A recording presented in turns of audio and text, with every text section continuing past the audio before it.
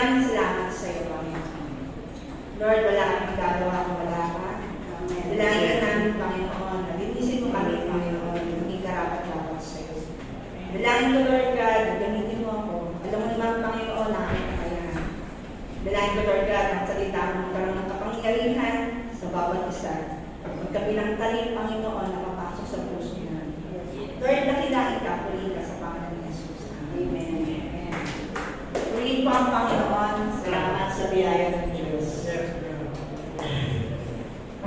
Pag ako po nag-aaral, isang buwan, hindi naman ako kagaya ng mga pastor natin. Pero kung nag-aaral ako, sabi ko, Lord, Wednesday na, ako nakabuo. Kasi gusto ko kasi talagang pagdating ko ng Wednesday, bigla na magayon pa ako. Hindi ko alam kung ano pa yun. Sabi ko, Lord, ano ba ito? Sabi ko sa'yo. Uli ng Panginoon dahil ang Panginoon ay sapat. At ang Panginoon naman lahat eh. Wala tayong ibagi ang Panginoon lahat. Sabi ko, senior citizen na ba ako? Uli ng Panginoon, ang bali pang aking topic ay the insufficiency of man's righteousness. Ang ating context ay matatagpuan sa Acts 10. Ito po yung tungkol kay Cornelius. Alam naman po natin lahat yan. Kwento yan. Nagkaroon po siya ng theme na only in God's righteousness make us sufficient. Bali po, kinuha ko po yung meaning ng insufficiency. Sabi dito, lacking in what is measuring or required. Ibig sabihin, merong standard na measure pero kulang. Pwede ibig sabihin ng insufficiency. Kinuha ko po yung nagtanong ako kay Mr. Google, ano ibig sabihin ng righteousness? Sabi dito, the quality of morally right or justifiable. Kumuha din po ako ng meaning ng biblical meaning ng righteousness. Sabi ko dito, magkaiba sila. Sabi dito, ibig sabihin ng righteousness, it is not legalistic. It is not about achievement. Righteousness is a beautiful gift from God to humanity through Christ's act of love. Napakalayo po ng ibig sabihin. Hindi po sa pagsulot sa taas, hindi po sa paggawa ng mabuti. Ang pagiging matuwid po o righteous, ito po ay regalo ng Diyos. Regalo. Hindi po natin to, hindi po to achievement ng tao. Ang pagiging righteous. Ito po ay regalo ng Diyos dahil sa pag-ibig niya sa atin. Pero ibig sabihin, biblical meaning ng righteousness. Sa akin pong introduction, sa Romans 3:10, ayon sa nasusulat, walang matuwid, wala kahit isa. Romans 3:23, sapagkat ang lahat ay nagkasala at walang sino man nakaabot sa kaluwalhatian ng Diyos. Walang sino man. Ibig sabihin, pag sinabing walang matuwid, walang exempted. Diba po?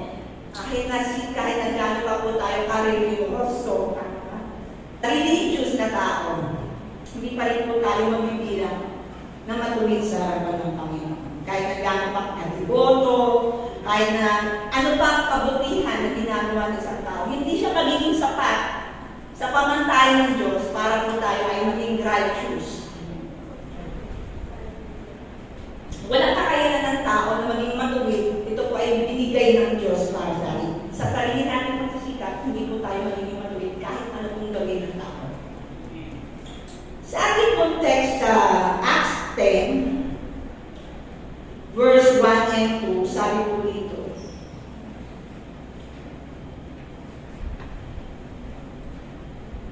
basahin ko po, sa Caesarea ay may isang lalaking nagngangalang Cornelio. Isa siyang kapitan ng batalyong Italianong hukbo ng Romano. Siya ay isang taong sumasamba at may takot sa Diyos, gayon din ang buong pamilya. Siya ay matulungin sa mga dukha at lagi na nanalangin sa Panginoon, sa Diyos. Ito po si Cornelius. Si Cornelius po ay isa po siyang centurion. Ang ibig sabihin ng centurion, ito po ay commander. Meron po siyang posisyon sa ay nasa northern part po ng Israel. Ito po yung pinaka-sentro ng army ng panahon ngayon ng Roma. At si Cornelius po ay mabuting tao. At meron po siyang knowledge sa Panginoon. Sinasabi nga po na naging witness din po siya sa mga miracle na ginawa ng Panginoon panahon na yun. Ibig sabihin, hindi siya mangmang sa ginagawa ng Panginoon. Alam niya na nangaral ng Panginoon. Alam niya na nagpagaling ng Panginoon. Ito po si Cornelius, kumbaga, hindi po siya ignorante kung sino si Jesus. At nasabi po dito na deboto siyang tao. Ano po ba ibig sabihin ng debotong tao? Pag sinabi mong debotong tao, sila po yung talagang faithful na sumusunod sa relihiyon na meron sila.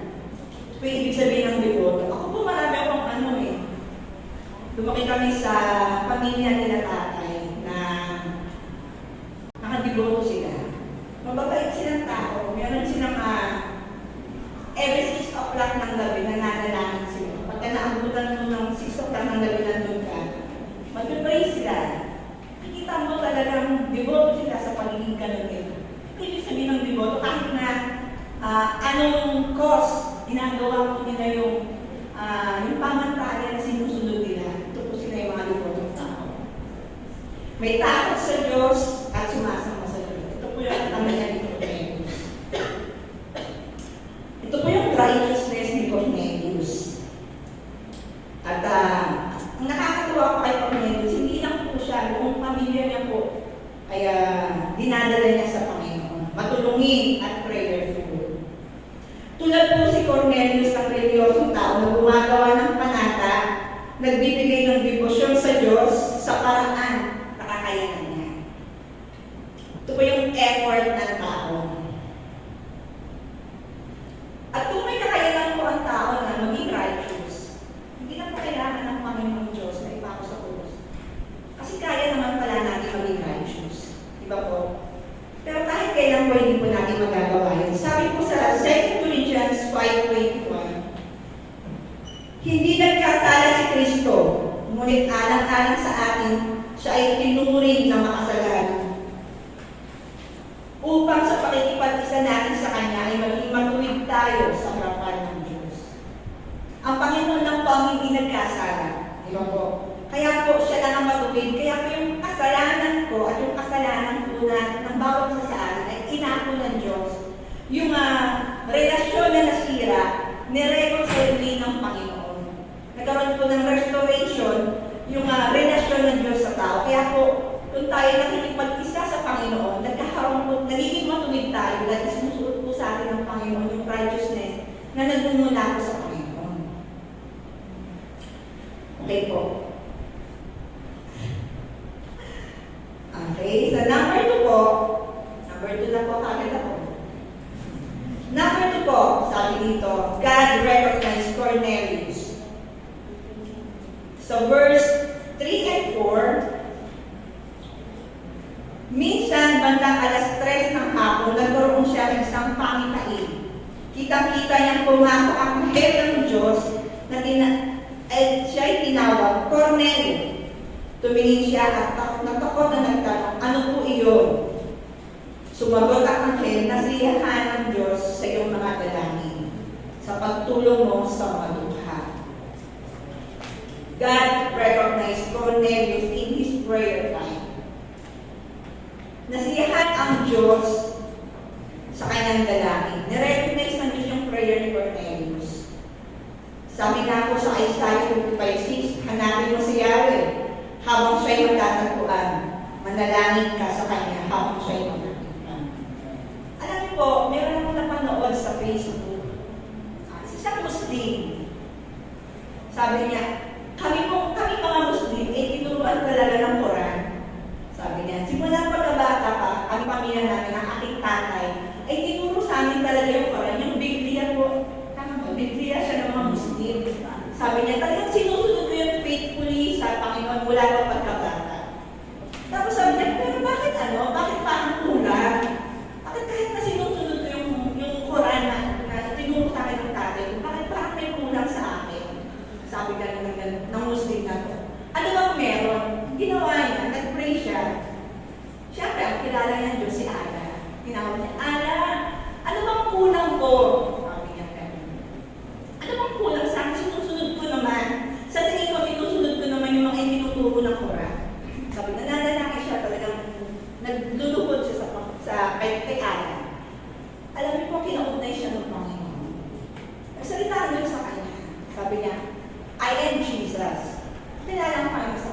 I am Jesus.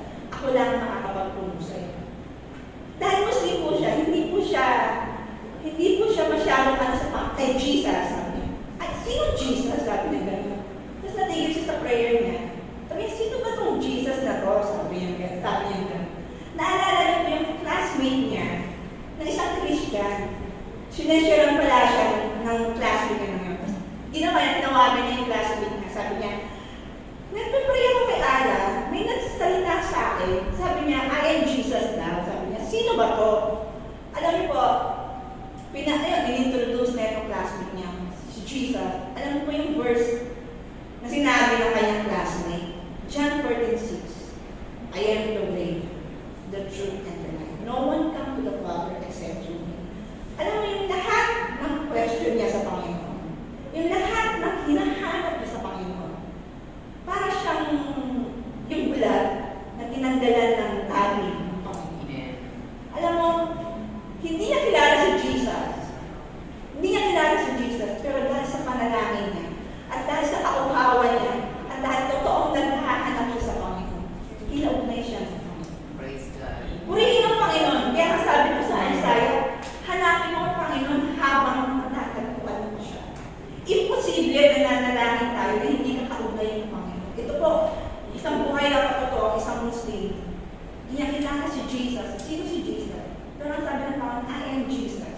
I am the way, the truth, and the life. Isipin mo yung nagsalita ng Diyos sa Kanya sa pamamagitan ng panalangin. Purihin mo ang Panginoon. Katulad din siya ni Cornelius, habang nananalangin siya, kinausap si Cornelius ng anghel. Sabi ng Panginoon, nasisiyahan ng Diyos sa iyong panalangin.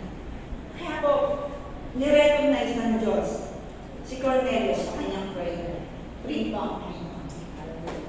Sabi ko sa God recognized yung good works ni Cornelius. Yung pagtulong niya sa mga tao. Sabi po sa Proverbs 3:27, ang kagandahang loob ay huwag mong ipagkait sa kapwa kung ikaw ay may kakayahan na ito ay magawa. Alam mo natin si Cornelius, isa siyang centurion. Sabi pagka nasa army ka, diba? Parang medyo yung authority mo eh. Parang barangay tando ng maangas na eh, diba? Pero si Cornelius, commander siya. Pero makikita mo sa kanya na mabait siyang tao. Nami-witness ng mga Hudyo. Alam mo pa ang mga Hudyo, hindi po sila basta-basta nakikisalamuha sa mga hindi. Kaya kahit na mabuting tao si Cornelius, medyo ilap sila kay Cornelius. Pero nakikita ko dito sa verse natin, na mabuti siyang tao, tumutulong po siya sa mga Hudyong mahihirap. Ganito po ang ugali ni Cornelius. At yung kabutihang ginagawa ni Cornelius, na-recognize po ng Panginoon. Yan po yung sinabi ng angel sa kanya, nasisihan ang Diyos sa iyong mga ginagawa, pagtulong sa iyong kapwa. Kaya po, lahat po ng, alam mo po, nakakatuwa po yung mga tao na tumutulong sa Panginoon, na tumutulong sa mga nangangailangan.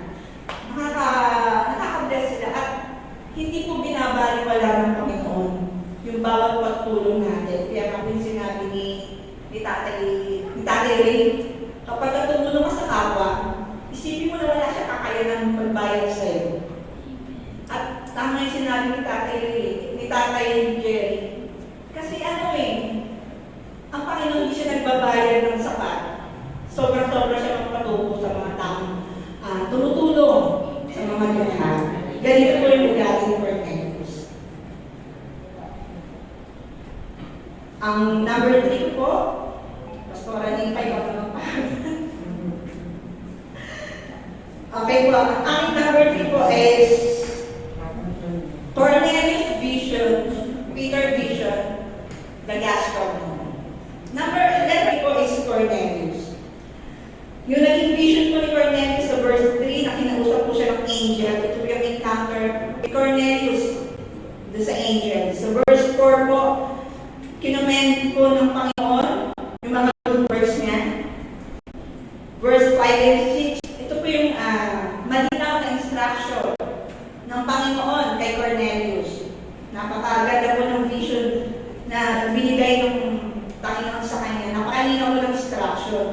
kung saan pupunta, kung sino yung hahanapin, di ba po? Saan siya pupunta dapat? Doon po sa Joppa. Kung sino po yung hahanapin niyang tao, si Peter, di ba po? Kung saan nakatira, doon po sa bahay ni Simon. Ibig sabihin, yung vision ni Cornelius, napakalinaw na ibinigay sa kanya ng Panginoon. Kaya po, mabilis po siya nag-response doon sa vision na ibinigay sa kanya ng Panginoon. Kaya po, praise God at ibinigay sa atin ng Panginoon yung mga tamang tao. Kagaya po ni Cornelius, ibinigay po ng Panginoon si Peter. Ito, pumunta ka kay Peter. Magsubo ka ng yung mga tauhan. Siya yung magpapaliwanag sa iyo. Salamat tayo sa Panginoon dahil binigay ng Panginoon sa atin yung mga tamang tao. Hindi po tayo naligaw ng landas. Hindi po tayo napunta sa ibang daan. Binigay po sa atin ng Panginoon yung mga gusto natin. Ako po, simula bata pa, ako pinagpapasalamat po sa Panginoon. Binigyan kami, pamilya namin, ng tamang tao. Naalala ko si Sister Maya, Pastora Nimpa, na maliliit pa kami na sila yung nag-ano sa amin sa Christ the Orient. Binigay ng Panginoon yung tamang tao para makakilala. Si Mireya, binigay siya kay Joel, yung tamang tao makakilala sa Panginoon. Pasalamat tayo sa mga tamang tao. Si Pao, binigay si Maureen, hindi ba? Binibigay sa atin ng Panginoon yung mga tamang tao para makakilala tayo sa Panginoon. Hindi tayo naligaw. Ganito po si Cornelius. Yung instruction ng Panginoon sa kanya, pumunta ka dito at kausapin mo si Peter, siya yung magpapaliwanag sa iyo. Kaya yung mga naging mother and father in faith nyo, binigay sila ng Panginoon sa atin. Upang sila po ang mag-guide sa atin. Purihin ng Panginoon sa mga buhay nila. Amen. Letter B po, yung vision po ni Peter, basahin ko po. Sa verse 11 hanggang 15. Nabuksan ang langit at nakita niyang ibinaba sa lupa ang isang parang malaking kumot at nakabilin sa apat na sulok. Naroon sa kumot ang lahat ng uri ng hayop na mga lumalakad, gumagapang at lumilipad. Narinig niya ang tinig, Pedro, tumindig ka, magkatay ka at kumain. Ngunit sumagot si Pedro, hindi ko po magagawa iyan, Panginoon. Kailanman hindi ako kumain ng mga marumi at di karapat-dapat kainin. Muli niyang narinig ang tinig, huwag mong ituring na marumi ang nilinis namin Diyos. Tatlong ulit na nangyari ito at pagkatapos ay kaagad inakyat sa langit ang puno na ito. Yung vision ay binigay ng Panginoon kay Peter. Hindi naman niya maintindihan yun ang puno, di ba po? Kasi pa ang mga Hudyo po, talagang iba sila sa atin. Sila po ay talagang apart sila ng Panginoon. Meron pong naka-designated na pagkain lang po ang ibinigay sa kanila ng Panginoon. Kaya nang binigay sa kanila ng Panginoon ng vision na yun, ay pinapakain siya. Hindi po talaga gagawin ni Peter yun kasi po talagang marumi sa mga Hudyo yung ganung uri ng pagkain. Kaya sabi niya, hindi ko kakainin yan. Ganun po sila naka-set apart sa ibang lahi na katulad natin. Kaya po, yung vision sa aking Panginoon, hindi yan kayang, sabi niya, Lord, hindi ko kayang kainin yan na itinuring ng marumi. Pero ang sabi ng Panginoon sa kanya, huwag mong ituring ng maruming bagay na nilinis ko na. Naku na, hindi ko ito maintindihan ni Peter. Pero po sa verse 34,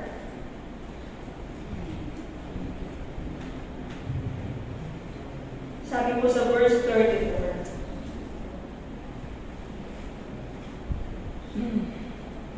Kasi ako makabasa sa Bible.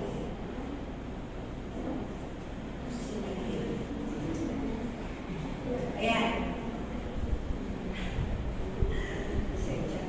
So sabi po sa verse 34. At nagsalita si Pedro, ngayon lubusan ko ng naunawaan na walang itinatangi ang Diyos. Nalulugod siya sa sino mang may takot sa Kanya nang gumawa ng matuwid kahit taga-saang bansa pa siya. Diba? Ito yung ng Panginoon di ba? Dito binibreak ng Panginoon yung exclusive lang ng salvation sa bansang Israel. Gustong ipaunawa ng Panginoon kay Peter na yung kaligtasan ay hindi lang para sa mga Hudyo. Kaya sabi ng Panginoon, nilinis ko na wag mo na ituring mali, madumi yung nilinis ko na. Ibig sabihin, hindi lang naka-exclusive yung salvation sa bansang Israel. At ganito po kabuti, kaya nga po tayo hindi tayo po yung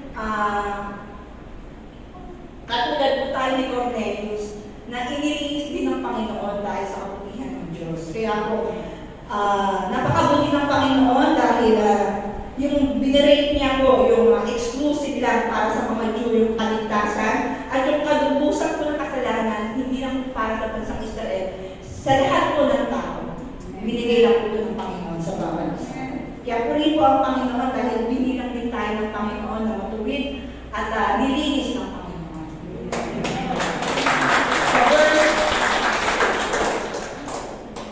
Sa leprosy po, the gospel known. Yan, nakakatuwa po ang itong storya ni Cornelius. Dito po sa verse 24, nakakatuwa yung ugali ng sabi niya sa verse 24, nang sumunod na araw, dumating sila sa Caesarea, nooy naghihintay na sa kanila si Cornelio, pati ang mga kamag-anak at malalapit na kaibigan ay kanyang inanihan. Di po nakakatuwa po si Cornelio, no? Yung salita ng Panginoon ay na-share sa mga hintil. Di ba po? At ang nakakatuwa kay Cornelius, hindi lang po siya ininyayahan ang kanyang pamilya, kanyang mga kamag-anak, ang kanyang mga kaibigan. Kaya po yung mabuting balita ay naibigay ko sa kanila, naibigay ko sa mga hintil. Ang katotohanan nga po nito, yung sa Acts 11:18, kinwestiyon po si Peter ng mga apostles. Kinwestiyon siya ng mga kapatiran niya sa Judea. Kasi po, ang mga Hudyo po, hindi po sila basta-basta pumapasok sa bahay ng mga hindi. Talaga pong, ano ba yun? Hindi po sila pwedeng, di ba po si Jesus nang nakipag-usap siya sa Samaritan woman? Hindi po pwedeng ganun eh. Ganun po sila ka-exclusive ang mga Hudyo. Pero po si Peter, tinwestiyon niya, bakit yung salita ng Diyos, bakit pa napunta sa mga hindi sila magtuloy? Ganito po, minsan pagka, Kristiyano ka, mahirap po na ang isang relihiyon ay nagsasabi na, kami lang yung ligtas. Mahirap po yung gano'n na relihiyon. Kaya po pagka ganito yung relihiyon na tinuturo sa inyo, na napaka-exclusive lang ng salvation para sa isang particular na relihiyon. Hindi po yung gano'n ng Panginoon eh. Hindi po siya dapat naka-exclusive lang. Kaya po nang kinwestiyon siya ng mga apostles, ng mga kapatiran, ng mga Christian, ng mga Hudyo, kinwestiyon siya. Dapat yung kaugalian ng covenant ni Abraham na kailangan patuli. Ang dami kagad nilang mga legalistic ang tawag sa mga gano'n. Pero po, ang sabi ni Peter, nabaptize na sila kaagad eh. Ang buong sambahayan ni Cornelius, nabaptize agad. Hindi pa sila nabaptize sa water. Pero nabaptize na sila agad ng Holy Spirit. Kaya po yung buong sambahayan ni Cornelius po naligtas, in-honor ng Panginoon yung kauhawan, yung pag-desire ni Cornelius na hanapin ng Panginoon, in-honor ng Panginoon. Kaya po yung gospel. Si Cornelius po ang kauna-unahang Gentile na nakakilala sa Panginoon ng panahon ngayon after po ang Panginoon ay ma-resurrect. Siya po yung naka-record sa New Testament na kauna-unahang Gentiles na nakakilala sa Panginoon. Kaya po, kahit na kinwestiyon si Peter ng kanyang mga kapatiran, sinabi niya yung tinanggap din natin na nasa kanila rin eh. Yung tinanggap natin na Holy Spirit, nabaptize din sila eh. Sino ako, sabi ni Peter, para hadanan ko yung gawa ng Panginoon sa kanila. Kaya po dito po nagsimula yung pag-spread ng gospel, hindi lang po sa buong Israel, bagos po sa buong kalating lugar nila sa mga hindi at salamat po sa dahil na-benefit din po natin yung ganito pong biyaya ng Panginoon. Dahil hindi lang po sa mga hindi na sila ang naligtas, balik tayo dito.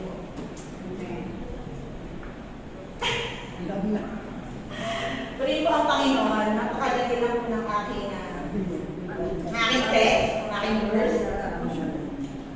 Sa aking pong conclusion, napakabilis lang po. Sabi po sa Isaiah 64 verse 6, 6:8, lahat tayo ay naging marumi sa harapan ng Diyos. Ang mabubuting gawa natin, maruruming basahan lang ang katulad. Sabi dito, yung mabubuting gawa natin ay maruming basahan lang ang katulad.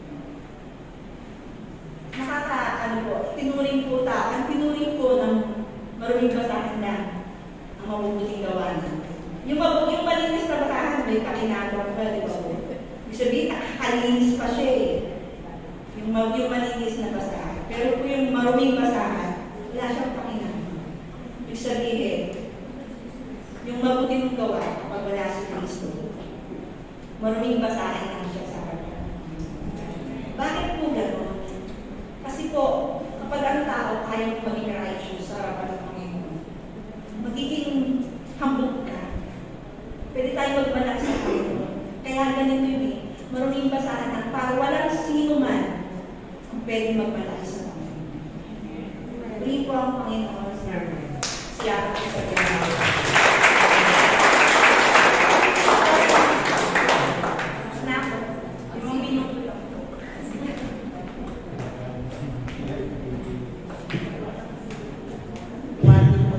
Praise God. Salamat. So napakabuti po ba ang bilis lang po ng pag-break?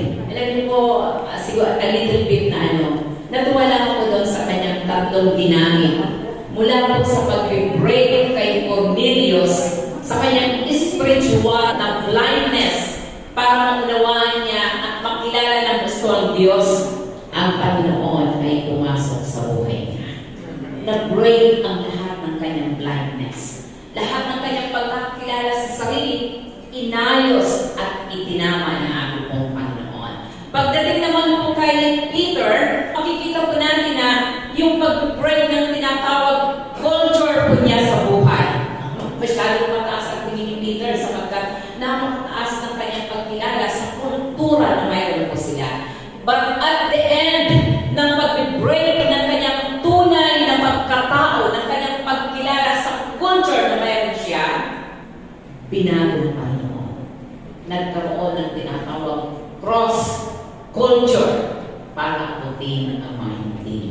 Kaya tayo as church, hanggat hindi po na-break, ang dami pong nagtatanong, bakit ang hirap lumago ng iglesia? Tanungin po natin natin po mga sarili. Nagkaroon na po ba ng pag-break ng tinatawag cross cultural ng ating po mga sarili? Si Peter, nagkaroon lang po ng explosion ang gospel ng Panginoon nang kinilala po niya ang tinatawag cross-cultural ng mission ng ating po Panginoon. Kaya po, pagdating po sa pangatlo, di po ba, nag-break out ang lahat ng mga hadlang sa gospel dahil po sa explosion ng gospel. Naging big known ang ginawa ng ating po Panginoon. Kaya church, napaka-importante po nito. Yung lahat ng ating pong righteousness ay hindi po pumapasa hanggat walang tinatawag breaking ng ating sarili, breaking ng ating pong mga culture, breaking ng gospel ng ating pong Panginoon. Doon lamang magkakaroon ng tunay na revival ng church. To God be all the glory. Salamat sa lagi, sa napaka-inig, pero malaman na dapat po natin matutunan. Okay, to God be all the glory. Tinatawagan ko na po si Bernard o Mel sa ating pong announcement. Ayan po si Bilay. Tinatawagan po si Bilay para sa announcement. Thank you po. Para po sa ating announcement, magandang para po sa inyo lahat.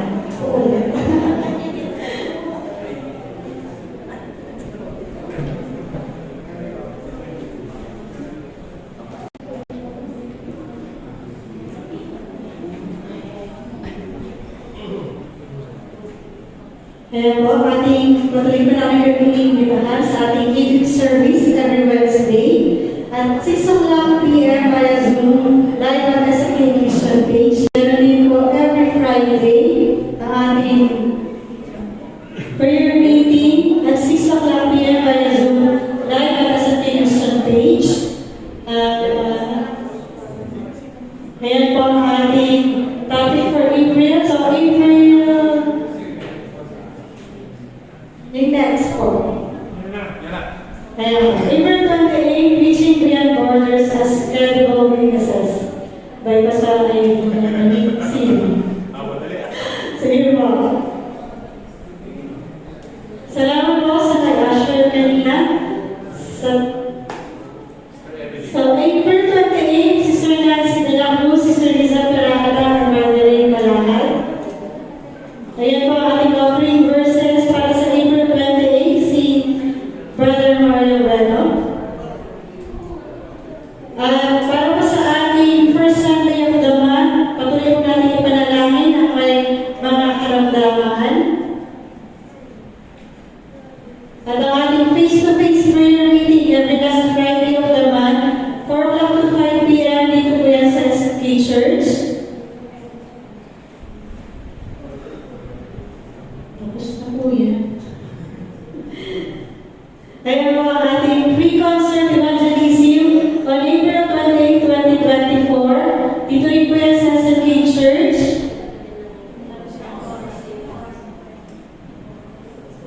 At ang ating church outing, may nagawin pa po ba? For announcement. Actually, nailagay ko na yung ano dyan, yung location. Sa Blue Coral, which is all Batangas. At ang date po is May 5.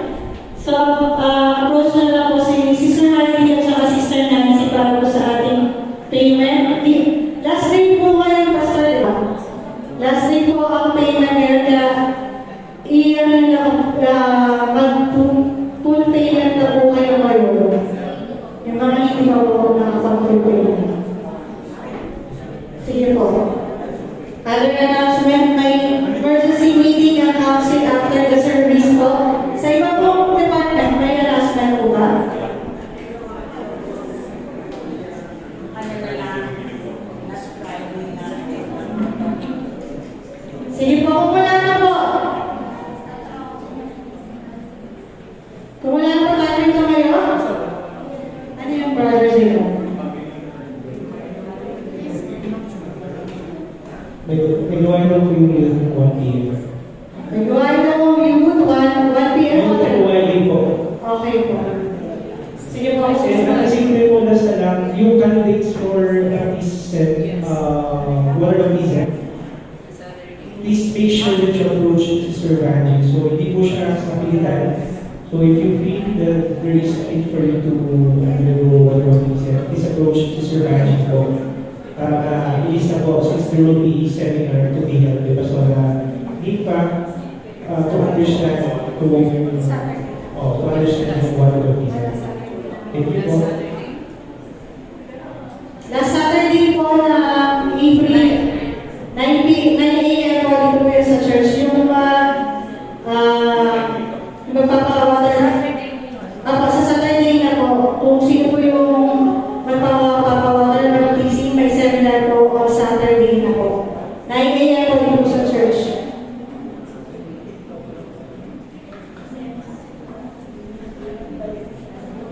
Last na lang po yung worship service po natin sa first Sunday, gagawin ko na siyang Saturday po sa May.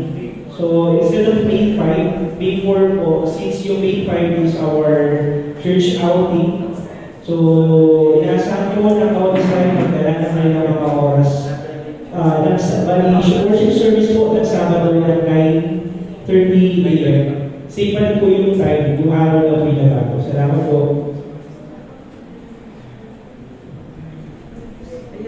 Ano po? Sige, magkano ito ngayon?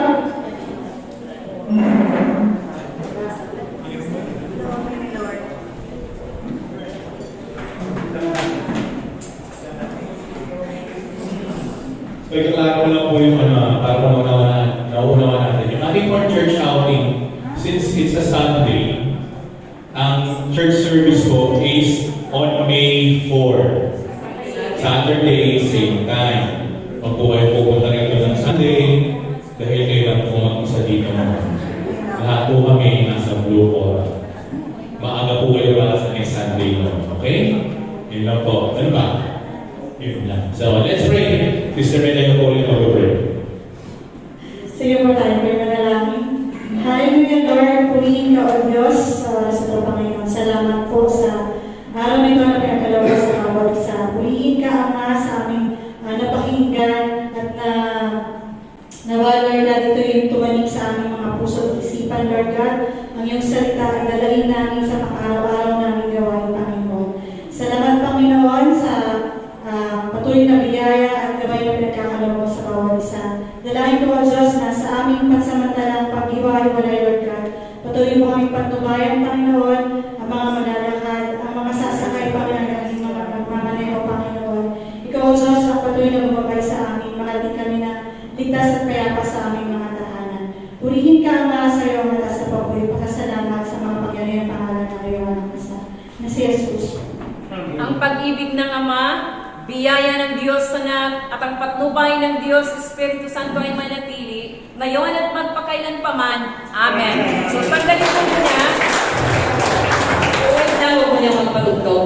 Next Sunday, or this week, i-announce na sa bawat department para malaman po ninyo kung anong sasakyan po kayo. I-forward po ito ng ating pong namumuno para sa kaayusan ng ating pong outing.